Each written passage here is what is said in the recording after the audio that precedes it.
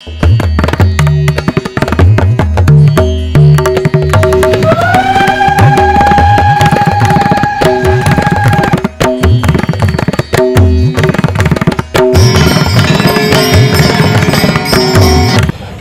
आमी देवश्री फिरे एलाम नतून एक भिडियो निये। आज फलहारिणी काली पुजो। फलहारिणी काली पुजोय आमी रयेछि एखन बड़ानगरे। बड़ानगरके कालीक्षेत्र बला जेते पारे, कारण एखाने बहु प्राचीन काली मंदिर रयेछे एबं अनेक शक्तिस्थल रयेछे। जे काली मंदिरगुलोर मध्य किछु किछु मंदिर दक्षिणेश्वर मंदिरेर थेकेओ बेशी प्राचीन एबं आरो बेशी प्राचीन, 500 बछर 550 बछरेर अधिक प्राचीन। तबे चलुन आमार साथे फलहारिणी काली पुजोय दर्शन करे नेबेन बड़ानगरेर कालीक्षेत्र, अर्थात कालीक्षेत्र बड़ानगरेर काली मंदिरगुलो। बड़ानगरेर सर्वाधिक प्राचीन कालीबाड़ी हलो बड़ानगर बाजार कालीबाड़ी। बड़ानगर बाजार कालीबाड़ी प्रतिष्ठित हयेछिलो 1782 साले, अर्थात 1188 बंगाब्दे। बड़ानगर बाजारे ठीक मोड़ेई এই কালীবাড়ি অবস্থিত। এখানে মা কালীর সাথে রয়েছেন মা শীতলা, মা ষষ্ঠী সহ আরও বেশ কয়েকজন দেবদেবী। এই মা কালীর বিগ্রহটি কত প্রাচীন তা ঠিক বলা যায় না। বিগ্রহটি মাটির অর্থাৎ মৃন্ময়ী হলেও এত বছরের একটা সময়কাল ধরে এই বিগ্রহ রয়েছে, তাই এটি প্রায় পাথরের মতো হয়ে গিয়েছে। বলা হয় যখন এক সময় এই বড়ানগর অঞ্চল পুরো জঙ্গল ঘেরা ছিল এবং পার্শ্ববর্তী স্থানে বয়ে চলেছে গঙ্গা নদী, সেই সময় ডাকাতরা এই দেবীকে পুজো করতেন এবং এই দেবী মূর্তি যে ঠিক কত প্রাচীন তা ঠিক বলা যায় না। ঠাকুর শ্রী শ্রী রামকৃষ্ণ দেবও এই মাকে কিন্তু দর্শন করতে আসতেন। ফলহারিণী অমাবস্যায় মায়ের বিশেষ সাজ, বহু ভক্ত দূর দূরান্ত থেকে আসেন মাকে ফল দিয়ে পূজা করতে। এই মন্দিরটি দেখার পর এবার আমরা বড়ানগরের আরেকটি দ্বিতীয় বহু প্রাচীন মন্দির দর্শন করব, সিদ্ধেশ্বরী কালীবাড়ি। কুটিরঘাটে অবস্থিত এই সিদ্ধেশ্বরী কালীবাড়ি 1845 খ্রিস্টাব্দে স্থাপিত হয়েছিল। ফলহারিণী কালী পুজোয় অপূর্ব সুন্দরভাবে সেজে ওঠে এই মন্দির এবং মায়ের রূপ দেখে চোখ জুড়িয়ে যায়। বহু ভক্ত সমাগম হয় এই মন্দিরেও, সারা রাত ধরে চলে পূজা, হোম, যজ্ঞ। সকলেই ফল দিয়ে পূজা দিতে আসেন মাকে। আসলে মা কালীর চরণে শুভ অশুভ সমস্ত ফলকে নিবেদন করে মোক্ষ লাভ করাই এই তিথির মূল উদ্দেশ্য। আবার বলা হয় মা সমস্ত অশুভ ফল গ্রহণ করে শুভ ফল প্রদান করেন এই দিন। এবং মা সেজেও উঠেছেন, দেখুন ফলের সাজে খুবই সুন্দর করে এই মন্দির সাজানো হয়। শ্রী শ্রী সিদ্ধেশ্বরী কালীমাতা মন্দির। বহু ভক্তের সমাগম হয় এবং দূর দূরান্ত থেকে মানুষ আসেন মাকে এই সাজে দর্শন করতে। কি অপূর্ব সুন্দর দেখাচ্ছে ভুবনমোহিনী মা কালীকে। এক হস্তে খড়গ, অপর হস্তে বরাভয় এবং মুন্ডমালা, মোক্ষ প্রদায়িনী মা অপূর্ব সুন্দর সাজে বিরাজ করছেন। আজ আপনাদের বড়ানগরের যে কটি কালী মন্দির দর্শন করাবো সব কটি কিন্তু দক্ষিণেশ্বরের থেকেও বেশি প্রাচীন। আসলে বড়ানগরই একটি বহু প্রাচীন জনপদ। এখানে বহু মনীষীর চরণধূলি এই বড়ানগরে পড়েছে। শ্রী চৈতন্যদেবও এসেছিলেন এই বড়ানগরে, তার চরণধূলিতে ধন্য বড়ানগর। আর সমস্তটাই আগামীতে আরও ভালো করে এর ইতিহাস আপনাদের জানিয়ে আরও ভিডিও আপনাদের সামনে নিয়ে আসব। আজ ফলহারিণী কালী পুজো উপলক্ষে মন্দিরগুলোতে মায়ের সাজ এবং পূজা আপনাদের দেখাচ্ছি।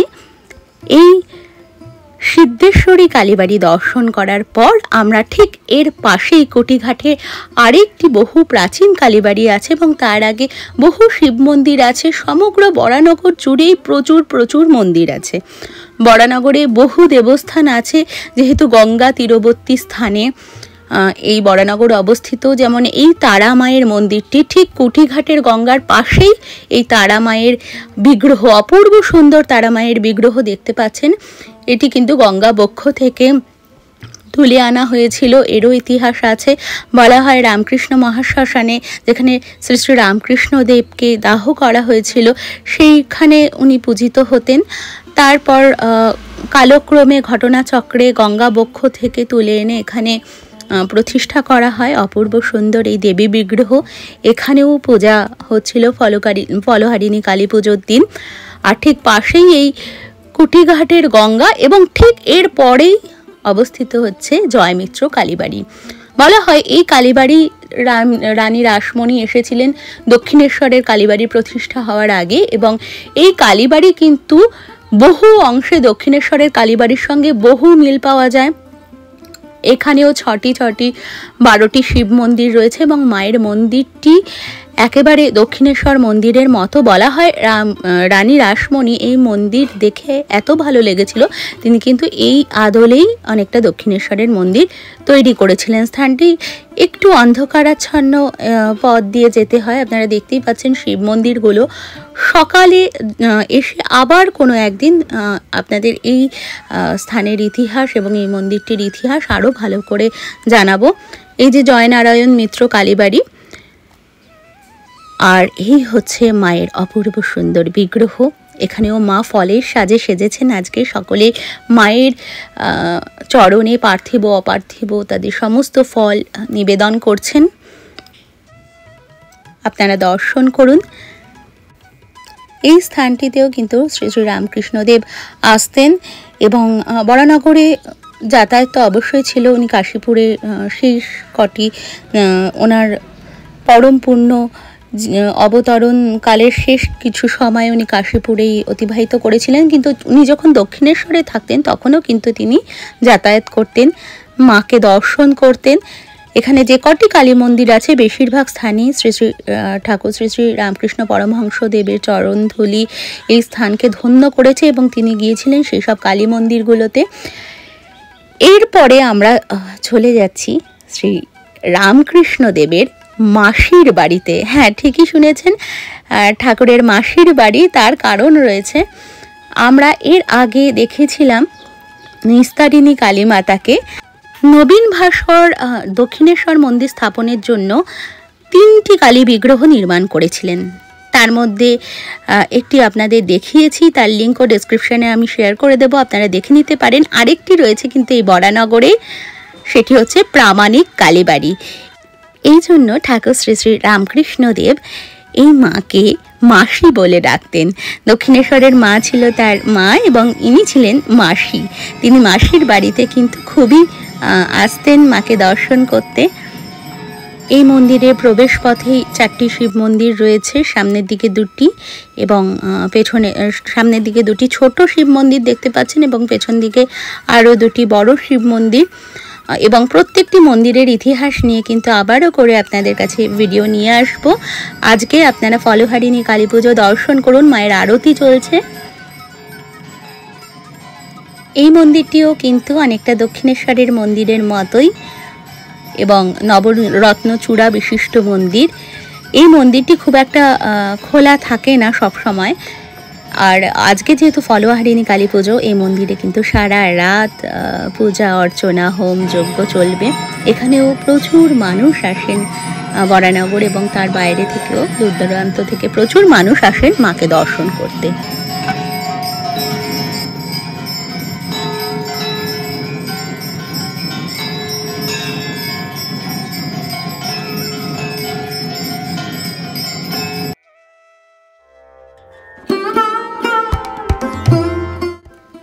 এই মাও কিন্তু মা ব্রহ্মময়ী এবং আরেকটি নবীন ভাস্করের করা আরেক যে মা, যেটিও দক্ষিণেশ্বরের মন্দিরের জন্যই তৈরি হয়েছিল, কিন্তু রানী রাসমণি ভবতারিণী মাকেই পছন্দ করে নিয়েছিলেন। ওই মা ছিলেন নিস্তারিণী, ইনি ব্রহ্মময়ী, আর দক্ষিণেশ্বরের অধিষ্ঠান করছেন মা ভবতারিণী। এই 3 বোন, সব 3 বোনই কিন্তু কলকাতা শহরে অবস্থান করছেন এবং রামকৃষ্ণদেব ভবতারিণী মাকে নিজের মা এবং এনাদের মাসি ডাকতেন।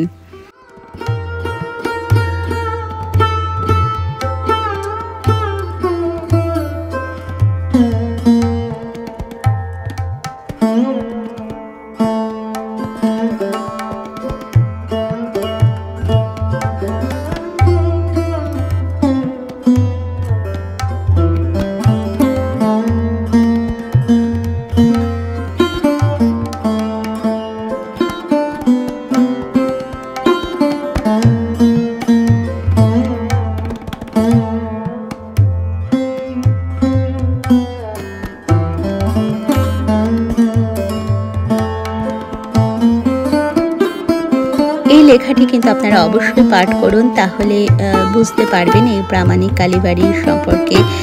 বরানগরের কালীতীর্থ বর্ণনা করা হয়েছে এখানে। আপনারা একটু সময় নিয়ে এই লেখাটি অবশ্যই পড়বেন।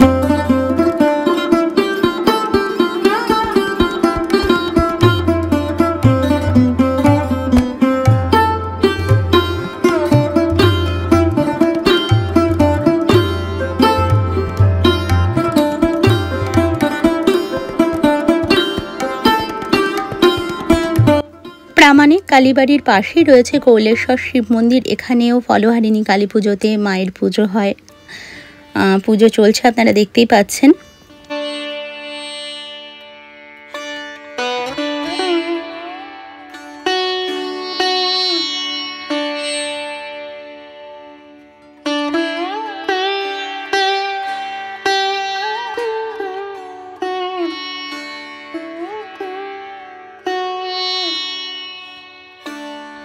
ফলহারিণী কালী পুজোয় সর্বশেষ যে বিশেষ স্থানটি আপনাদের দর্শন করাবো তা কিন্তু অবশ্যম্ভাবীভাবে বরানগর মঠ, কারণ রামকৃষ্ণ মঠ ও মিশনের প্রথম মঠ এটি। বেলুড় মঠেও ফলহারিণী কালী পুজো মহা ধুমধামে মহা সমারোহে পালিত হয়, আর এটি কিন্তু রামকৃষ্ণ মঠ ও মিশনের প্রথম মঠ, স্বামীজির প্রতিষ্ঠিত।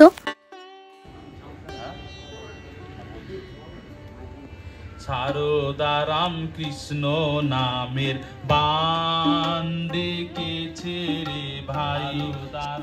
1280 বঙ্গাব্দের 13ই জ্যৈষ্ঠ ফলহারিণী কালী পুজোর দিন ঠাকুর শ্রী শ্রী রামকৃষ্ণদেব শ্রীমা সারদা দেবীকে সাক্ষাৎ ষোড়শী জ্ঞানে পুজো করেছিলেন। এটি পৃথিবীর আধ্যাত্মিক ইতিহাসে কিন্তু একটি খুবই গভীর এবং তাৎপর্যপূর্ণ ঘটনা। দশ মহাবিদ্যার মধ্যে তৃতীয় রূপ হলেন দেবী ষোড়শী, তাকে আবার ত্রিপুর সুন্দরীও বলা যায়। বলা হয় ফলহারিণী এই কালী পুজোর রাতেই মা সারদা দেবীত্বে উত্তীর্ণ হয়েছিলেন। প্রবেশ পথেই স্বামীজির সুন্দর একটি ছবি। এদিন বেলুড় মঠেও মহা সমারোহে পুজো হয়।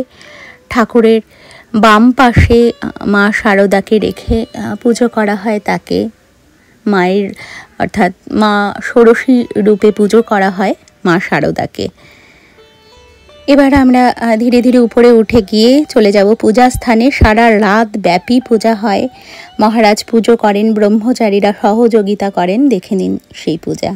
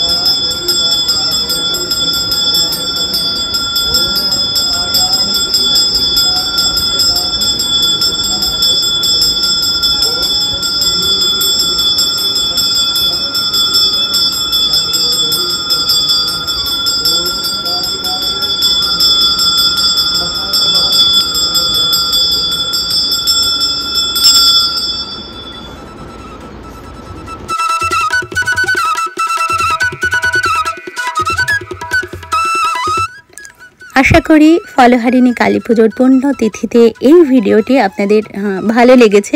যদি এই উপস্থাপনা ভালো লেগে থাকে তাহলে ভিডিওটিকে অবশ্যই লাইক করে দেবেন আর কমেন্টে আপনাদের মূল্যবান মতামত জানাবেন।